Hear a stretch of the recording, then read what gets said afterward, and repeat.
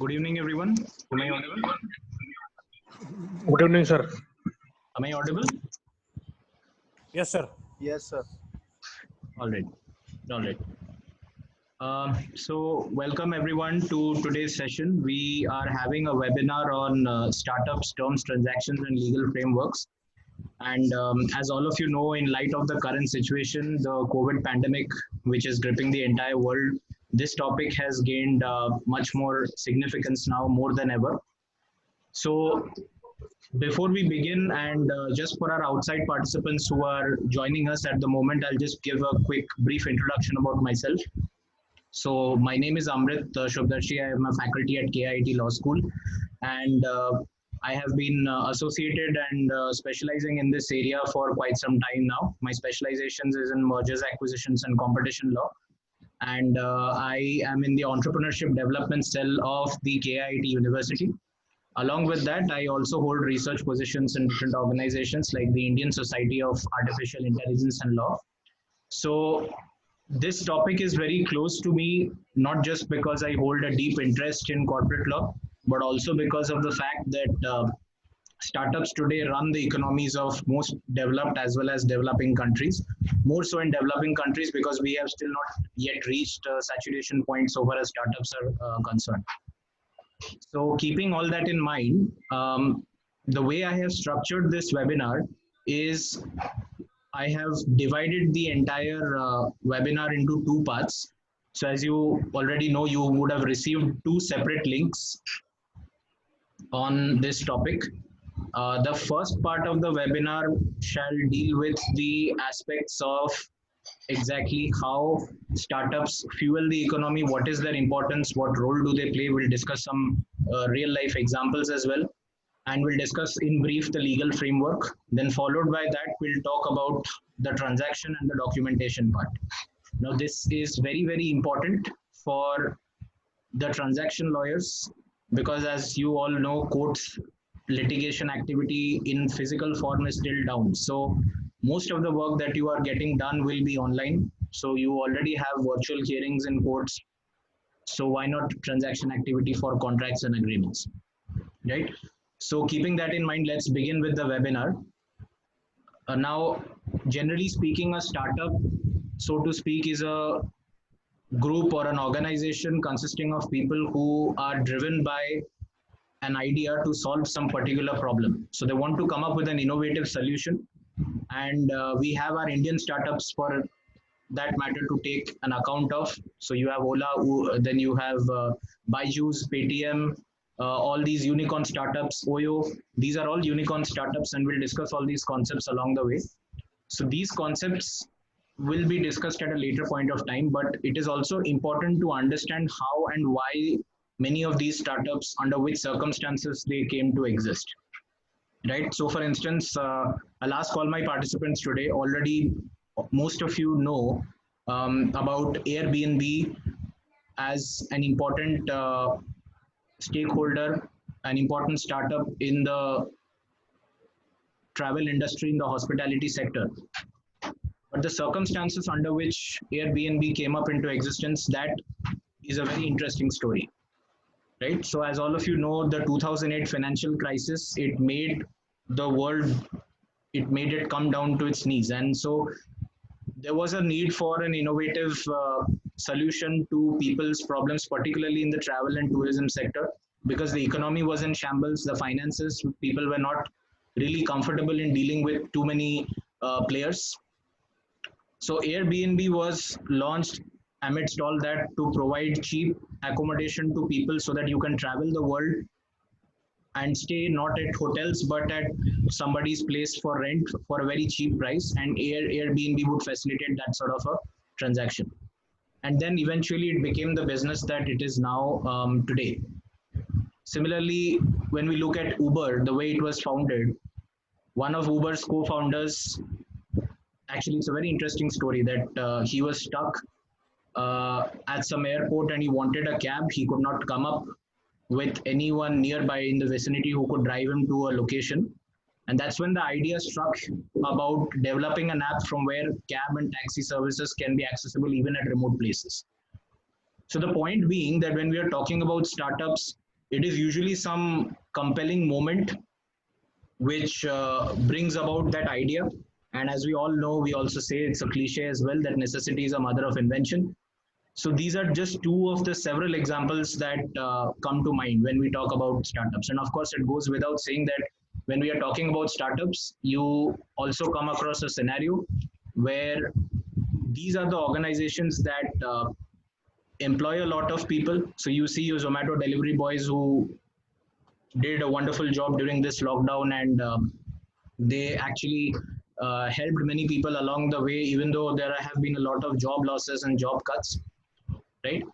So they create a lot of employment, they generate wealth, they add to the GDP, of course, to the national income, and that's how they make sure that the economy, the engine of the economy keeps running, right? So this was about the role of the startups, the importance that they play.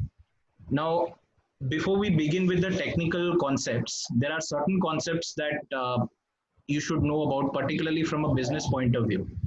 See, today I have designed this webinar keeping a lot of things in mind. So we will not talk about case laws, we will not talk about execution of the validity, the legality of the contracts. This webinar is more along the lines of the business, the commercials behind a startup. I believe as business lawyers in today's times, more than the law, you need to be aware about the business sense so that you can guide startups as well, right? Because a lot of these startups, because they're starting out new, they don't have enough funding or the resources to spend so that they can afford good top-notch corporate lawyers. So this is where law students, people like you, even the independent advocates who will be practicing, they can add a lot of value. So you work for freelancing for a certain period of time, make yourself valuable to the startup, and then you make a name for yourself, right? So firstly, what we should understand is there are certain business concepts that are important from a startup point of view. And one of the important concepts which comes to mind is the concept of what we call dynamic competition. Am I audible, all of you? Yes, sir. Right. Yeah.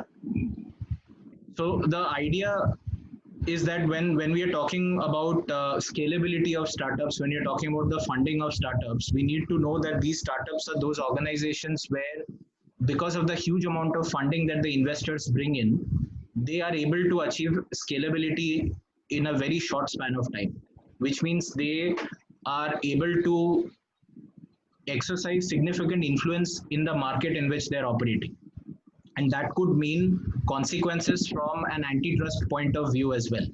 Because the quickly you scale up, the more quickly you get the first mover advantage so far as startups are concerned, right? And just a case in point would be the example of Byju's. So right now, as many of you are already aware, Byju's is one of those rare startups which is in fact dealing with revenues, where we see most of the startups, their revenues are falling. And because it is in that sort of a sector, in the education sector, that it has made a name for itself. But if you look at it originally, Byju's was not the first startup to come up with this idea, right? Earlier it was Akash, which was one of the government schemes as well, under which they planned to emulate the online mode of teaching through tablets. But the Akash scheme could not materialize, the technology was not up to date, and also they could not brand their particular product, service, whatever they were providing. So they became obsolete, they became outdated.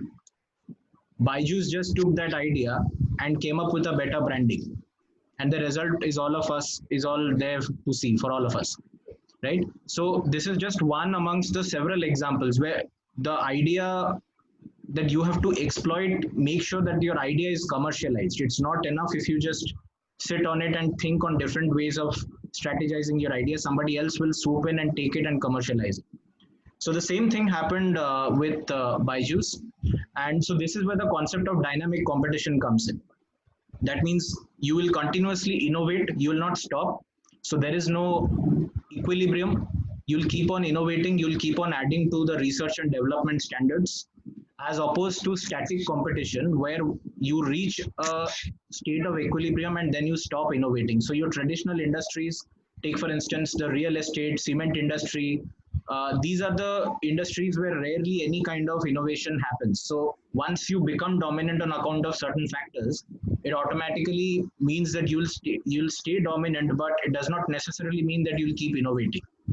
As opposed to startups where this is not the trend, regardless of the industry in which you're operating. So from this point of view, startups is being associated with startups as a stakeholder is a very interesting prospect to be in.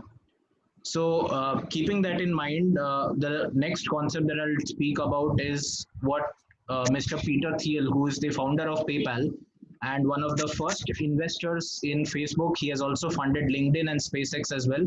He came up with this concept called creative monopoly.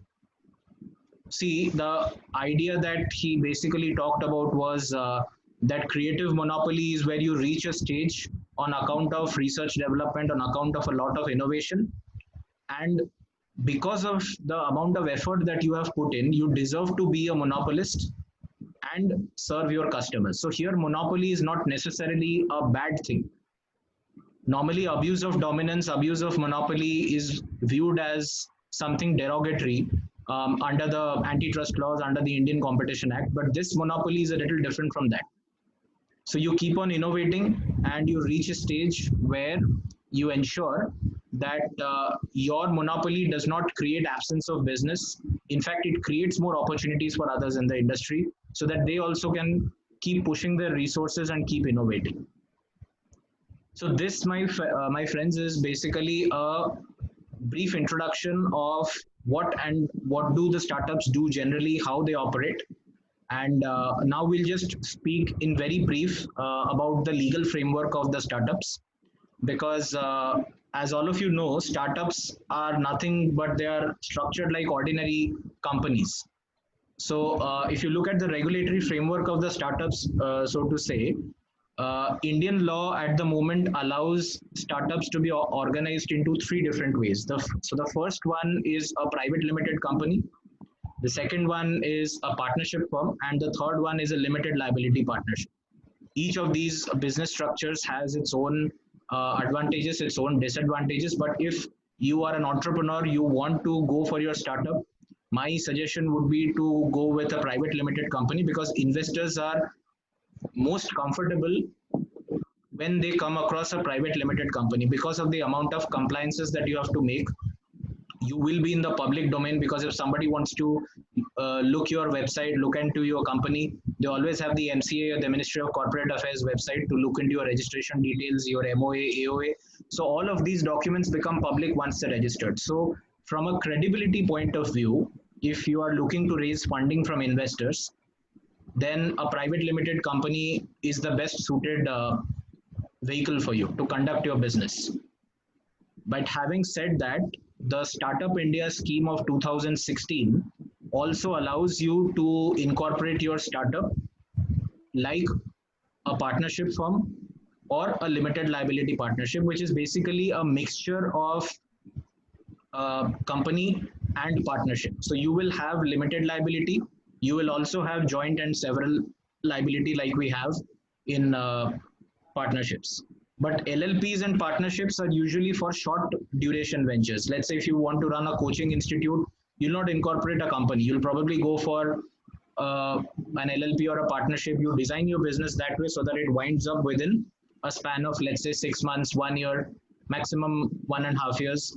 So businesses which are requiring a lot of investment are long term in nature. You want to keep your personal and your company or entity assets separate. Then from also that point of view, you are required to incorporate your startup like a company, like a private limited company. And therefore, under the startup investment scheme, startup initiative, you'll get a lot of tax benefits as well.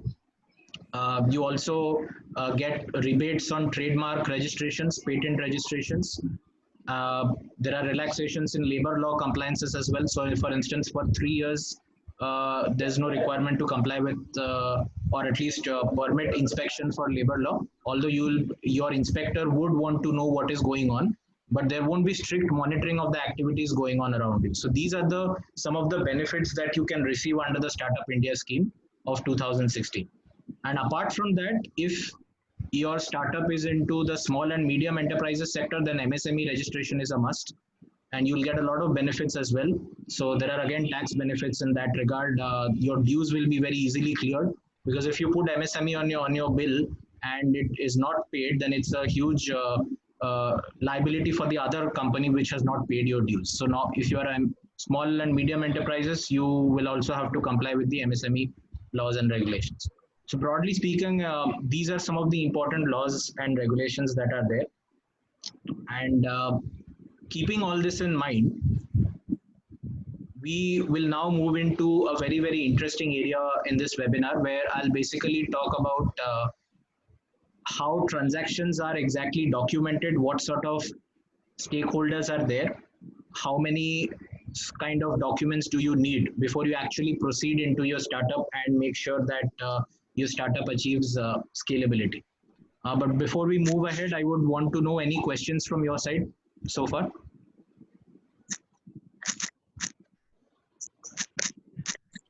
Sir, I have a question. Yes. Sir, you spoke about the startup initiative of 2016. So according to you, how far do you think it has been successful? Whether at all it has been successful or it has been a failure? Since it's only a 4-year-old scheme, it would be too early to assess the impact it has made. But of course, for startups, what you need to understand is they do not need only the Startup India scheme. You need a host of other laws as well. If you look at the MCA registration, that is the Ministry of Corporate Affairs registrations, they have made lots of relaxations for startups of late, even for general companies with regards to investments and all. And the Startup India scheme is only facilitating those changes that have been made. So if you go into the startupindia.gov website, you'll have a list of the registered startups so far who have put in their documents and made sure that they get a proper registration number. And from then on, they can proceed with the MCA registration. So the success ability of the startup, I would say, does not really depend on how well registered or how timely registered it is. It is only helpful to a limited extent. For example, if you want to get loans, right? Or if you want to get rebates on your IP registration, only to that extent your startup scheme could be successful. But by and large, the scalability of your business, how different you are and how innovative you are, that is the key performance indicator for a startup. Okay, sir. Thank you. Anything else? Any other questions?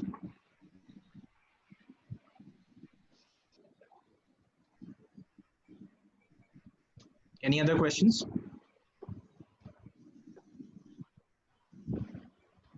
No. All right.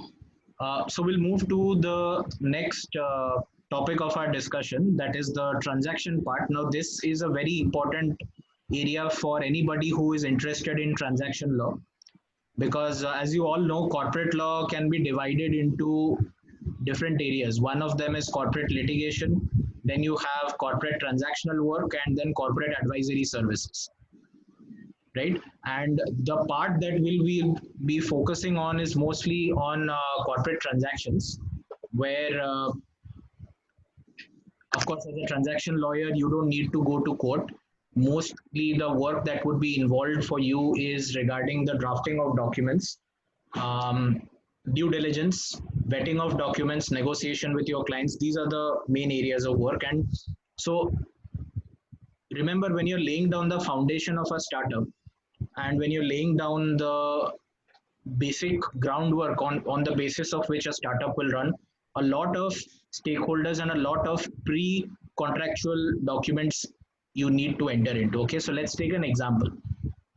So you graduate after your college and you along with three of your friends decide that we'll have a technology based startup in the travel industry, which will intimate me about the different let's say technical snags, or how, let's say, safe a particular journey is, or any technical aspect which is previously unaddressed in the travel industry. So the three of you decide to come up together with an application, and for that you generate your business idea. Now at the moment nobody is really aware, because it is only a business idea, it is only in your head. You have not yet commercialized it, nothing is out there in the open, so nobody knows about it. But the three of the co-founders are pretty sure of their idea. All that they need to do is build a prototype and start testing it, right? But even before that, since they're already sure that they want to enter into a business of this technology startup, the basic research that they need to do is a market based research to find out who your competitors are, if at all there are any, right? If not, then how would that work as an advantage for you? If there are competitors, how different is your product or service going to be from them, right? So in this regard, now place yourself in their shoes. So then if you are in their place, one of the first documents that you will execute much before your formal registration of a startup is what you call a co-founders agreement, right? So this co-founders agreement is basically a binding agreement. I will share my screen with all of you, so that you can see some of the important terms under the co-founders agreement.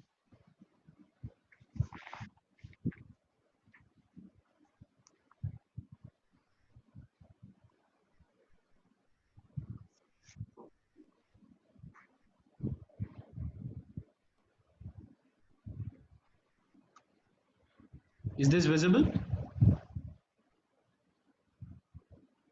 Yes, Yes, sir. Yes, sir. All right.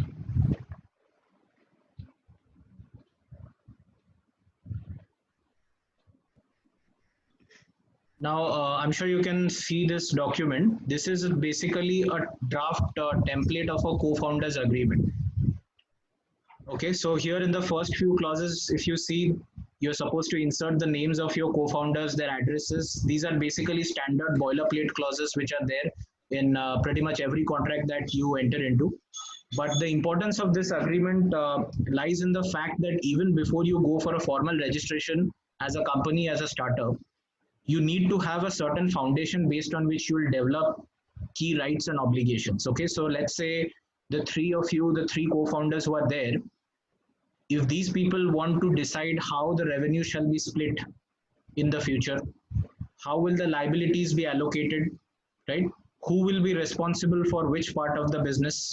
If at all a dispute arises, how will that dispute be handled, right? So to deal with these matters, a co-founders agreement is very, very important. So as you can see, I'll take you to some of the important clauses of this agreement.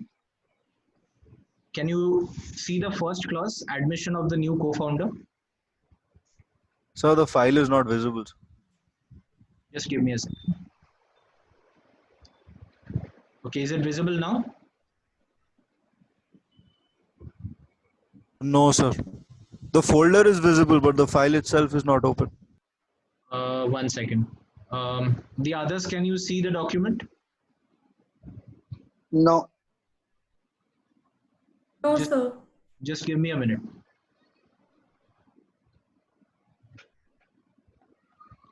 Is the folder visible? Yeah. 1 second.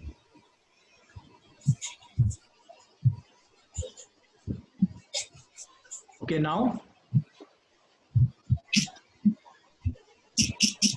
No, sir. Is it visible now? No, sir. no, sir. All right. Just give me a minute. Let me see what's going on.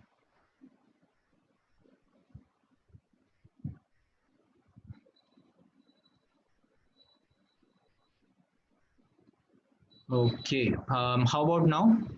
Is it visible now? Yes, sir. It's visible. Yes. Yes, sir. All right. All right.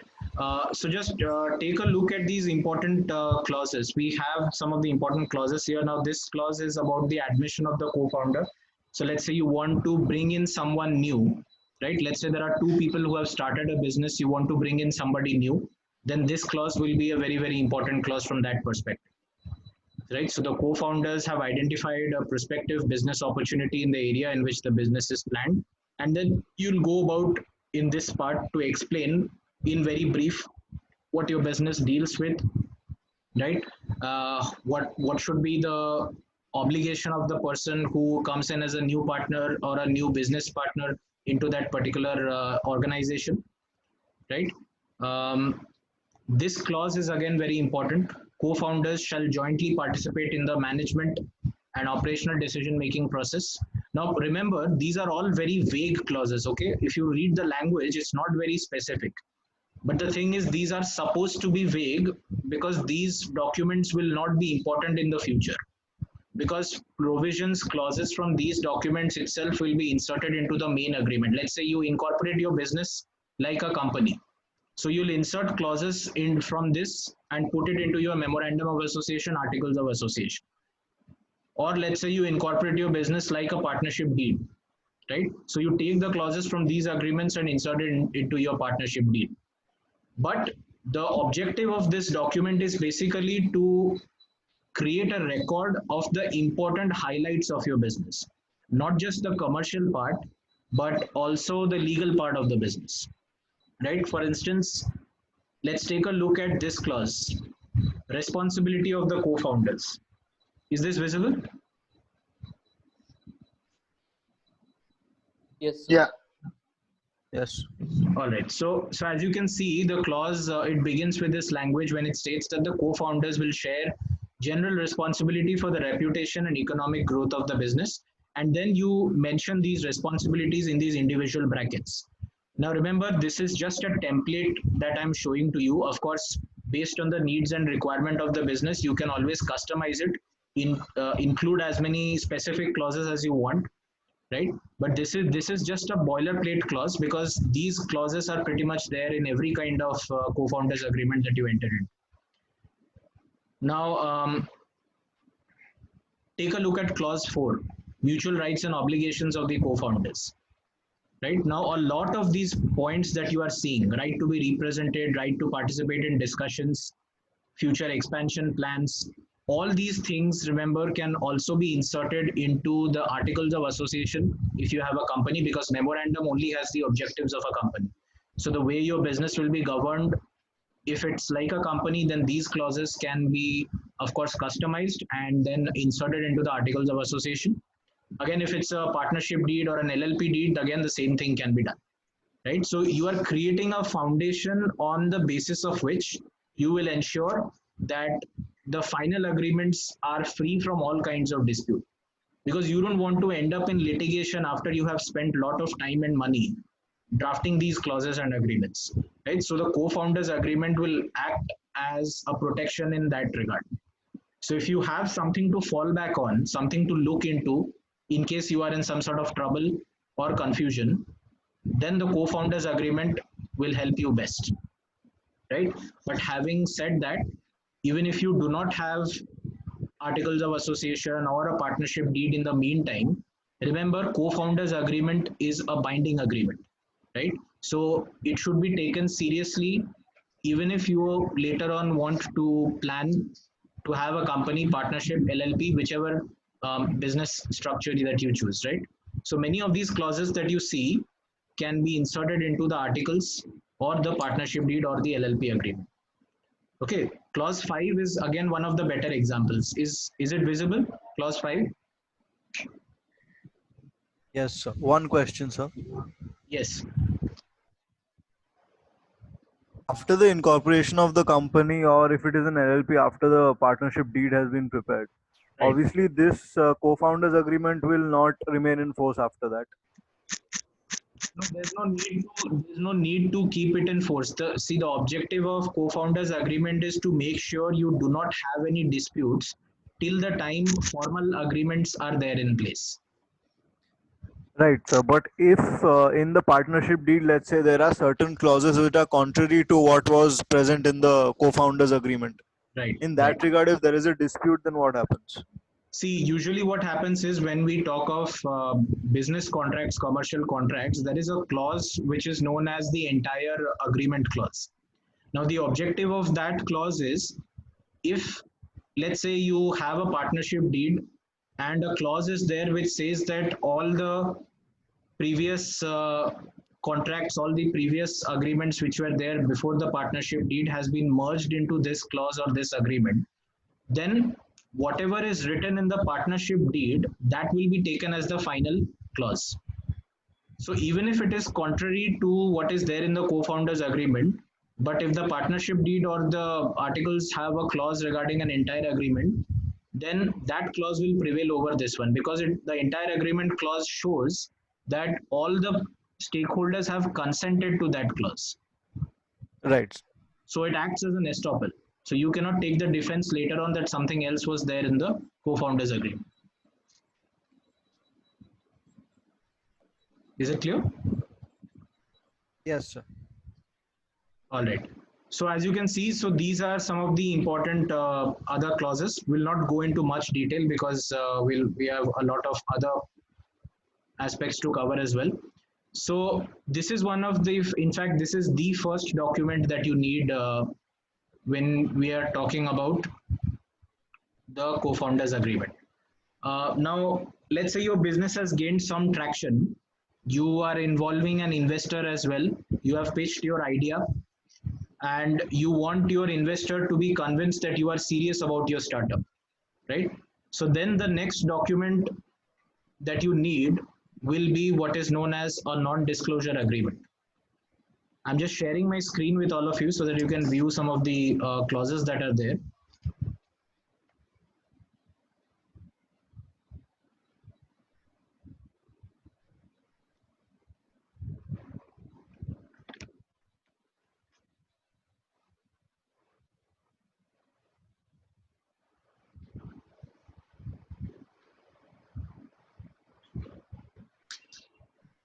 Okay, so I'm sharing the screen with all of you. Let me know if you can view this document. Is this visible? Yes, sir. Yes. Right. So again, this is a template of a non-disclosure agreement. The objective of an NDA is very simply to protect your commercial information, your confidential information. So the definition of the word confidential is very, very important, because as and when your business starts scaling up, you will enter into third-party contracts with more and more stakeholders. Your investor will want to know about your business in order to invest in your business, right? So you also need to make sure that any confidential information about your business is not leaked by the investor to any third party. So that could be your trade secrets, right? That could be your list of clients, list of suppliers, vendors, any kind of intellectual property, right? All those things will come under the domain of confidential information. Let me just scroll this down further so you can take a look how exactly an NDA works. So as you can see, this part is one of the important parts of an NDA. Can you see the clause, confidential information? Yes. Yes, sir. So as you can see, inventions, ideas, processes, research formats, then product plans, business plans, strategies, client database, etc. All these things are part of what you also call proprietary information or confidential information relating to your business. And before your business achieves scalability, you would not want any of this to be out there in the public domain, even if after it achieves scalability, because this is sensitive information, and if leaked without your consent, it can have disastrous business consequences and legal consequences as well, right? So you don't want your competitors to gain undue advantage of something for which you have worked very hard. So in order to protect that sort of disclosure, right, you need an NDA even before you go about and enter into a shareholders agreement or a share subscription agreement. In fact, every founder or every promoter should always insist on having a non-disclosure agreement with the investor or with any consultant, because sometimes consultants are also asked to review the business activity, financials, and to conduct forensic audits. So you need NDA in that sort of a circumstance as well. Right now, if I scroll further, you can see the clauses on non-disclosure and confidentiality. Now, for instance, take for instance this clause: the receiving party shall not, without the prior written permission of the disclosing party, directly or indirectly disclose or cause to be disclosed any confidential information.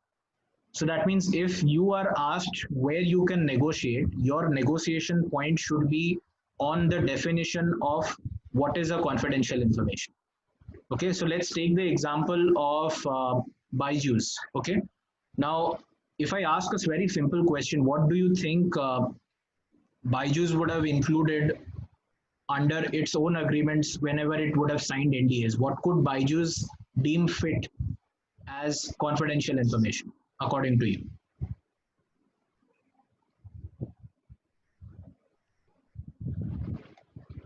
Sir, yes, sir. So I guess their algorithm, the way they stream their videos into their apps, Okay. that information. Uh, How then would, the how would they main protect? idea, their core. So their core thing, like how Right. they're gonna operate or scale up. Right, right. So the entire software that they use to stream so that anyone else, especially employees or contractors, cannot use that for their personal purposes or to run a competitive business. Right, right. So see, the software, or let's say any sort of a database, all of it, as you know, is basically literary work under copyright law, right?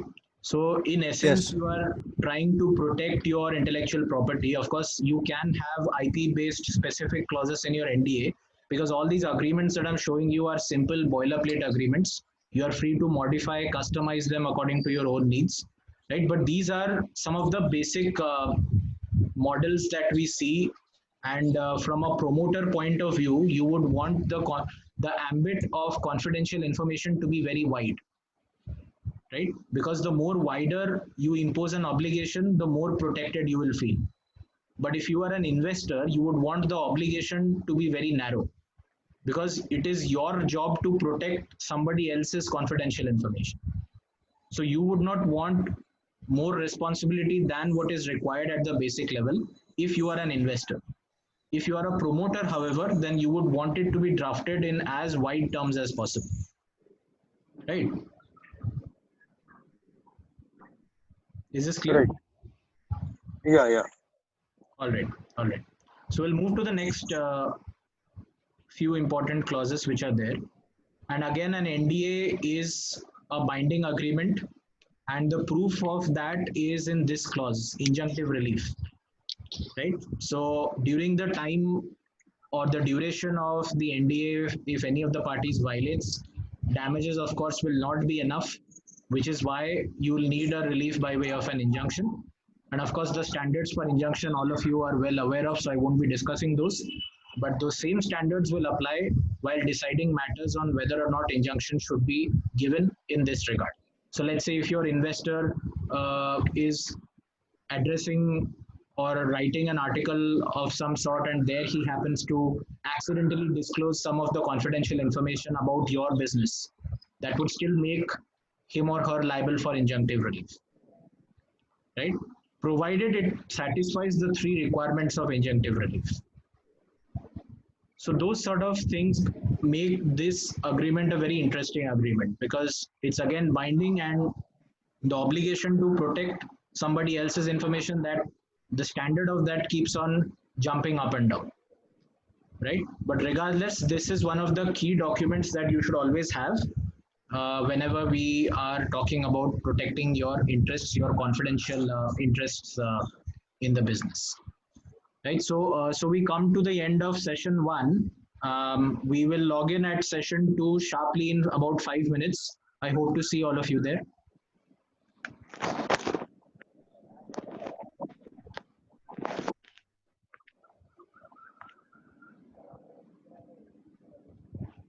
I'm audible, all of you? Yes, sir. Yes. Yes, sir. All right. So you can use the second link to log in sharp at 6:45. Right. Yes, sir. All Yes. right. Okay.